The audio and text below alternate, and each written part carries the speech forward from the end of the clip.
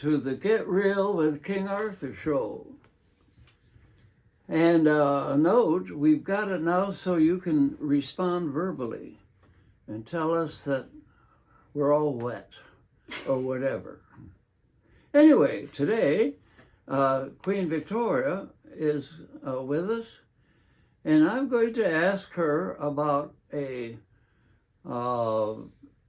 fact of modern life, which is new relatively to Americana, and is important. That is surfing.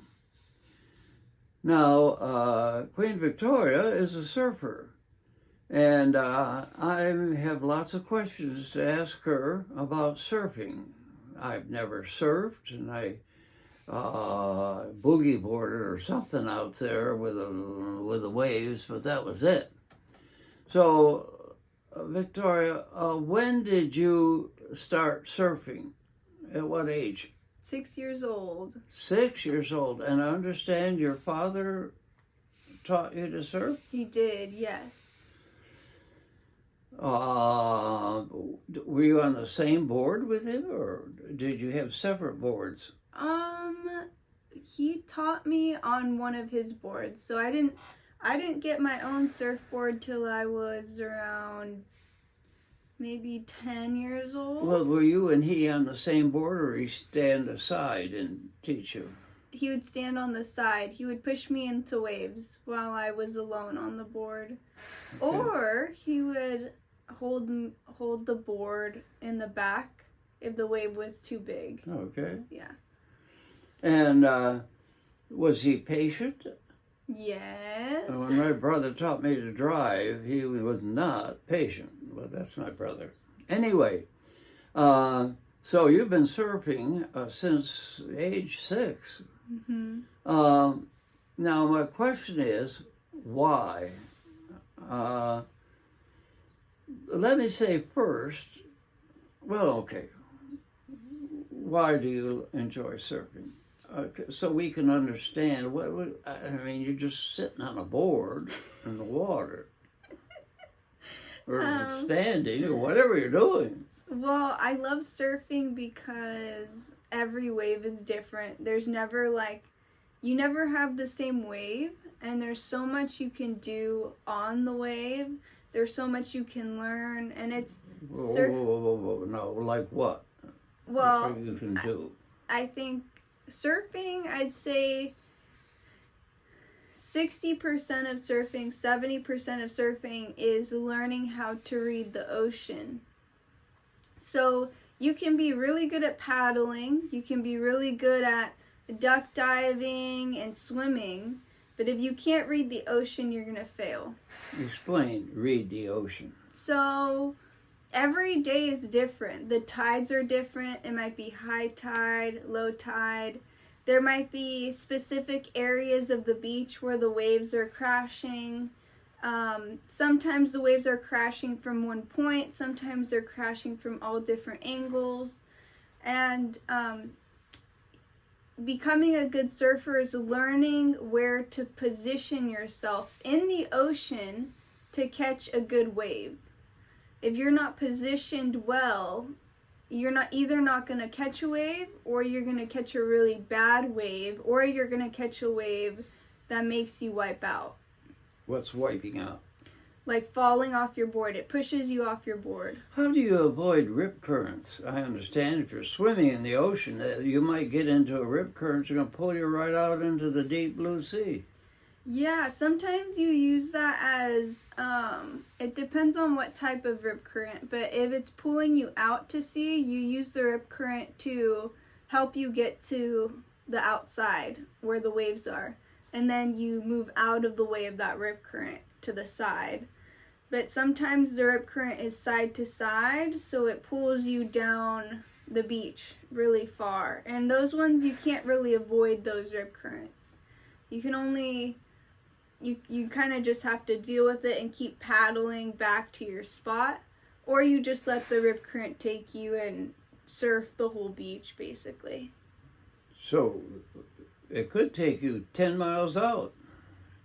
Out far into the ocean? Yeah. Probably not far out. The rip currents that pull you out into the ocean, usually you can avoid those a lot better than ones that are pulling you side to side on the beach. I didn't know they pulled side to side. Mm-hmm.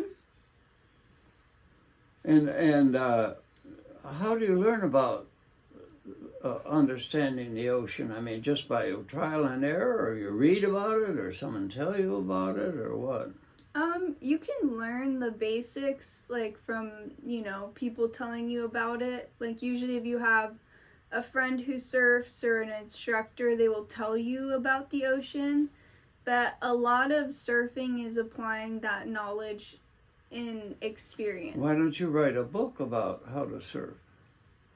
Is there a book out there? I'm sure there is a book out You there. haven't checked it, though. No, I haven't checked. No, I'm going to make a comment and then let you respond to it. When I grew up, of course, I grew up away from the ocean, and there were no surfers I know about, and they never heard of surfing. When I grew up, the activities we did were playing baseball or softball, swimming, some tobogganing,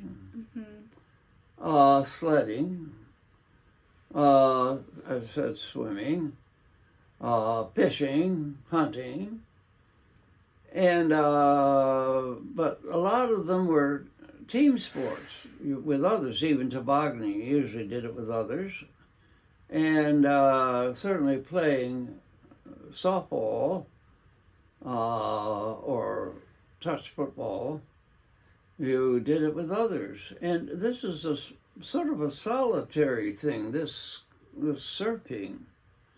Do you think this was having an impact on the psyche of American youth, that they do things by themselves? I think... No, you didn't. That's a surprise question, isn't it? Yes. I think that surfing in itself is very individualistic, but I think our society has had more of an impact on surfing than because I think the community used to be better in surfing. Not saying that there isn't a community, but I think that it's become more individualistic over the years. Well, I hear that when you're out surfing, some surfers think they own part of the beach and are quite nasty. Is that right? I think that's true, yeah. Yeah, some people think that. And when they say, "This is my beach," what do you say? I'd say, okay. Oh, okay. And I keep surfing. And you just keep surfing? Yeah. Oh. So they don't run their board into yours, huh? No, not really. Now, one of my students was a top surfer, and he went down to Mexico to surf, and because he went the high waves. Well, he went down and found himself on the beach with his heel tapping his head, screaming. Heel? Yeah, screaming in pain.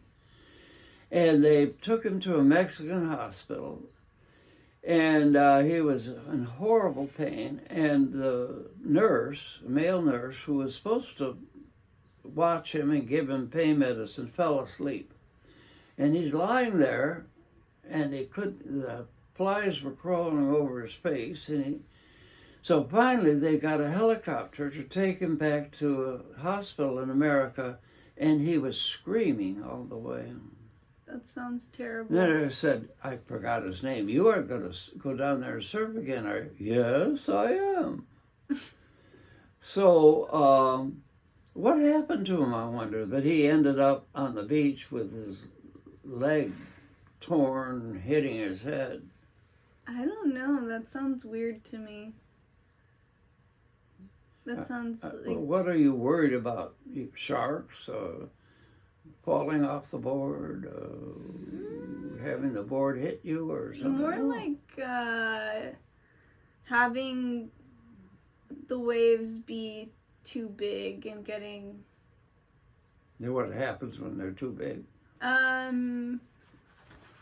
You can get stuck out there if you don't because you have to catch a wave in. Oh. So getting stuck out in the big waves would be. Oh. Are you worried about sharks? No. No. Mm. What if one bit you? What if one bit you, Art? What would you do? Yes, what would I do? I poke him in the snout. Yeah. Tell us about getting into the water. I mean, you drive to the beach. Mm-hmm. To give us a blow-by-blow. I'll give you a little play-by-play. How about that? What? A play-by-play Yes. of a surf day. Okay, so you wake up, you're like, I want to go surfing today. So you go on an app on your phone Oh, that shows you the conditions at the beach. okay. So you look at the wind, you look at the tide, and you look at the size of the wave. So if the wind is way too much, you don't go. If the tide is it depends on the surf spot, depending on the tide.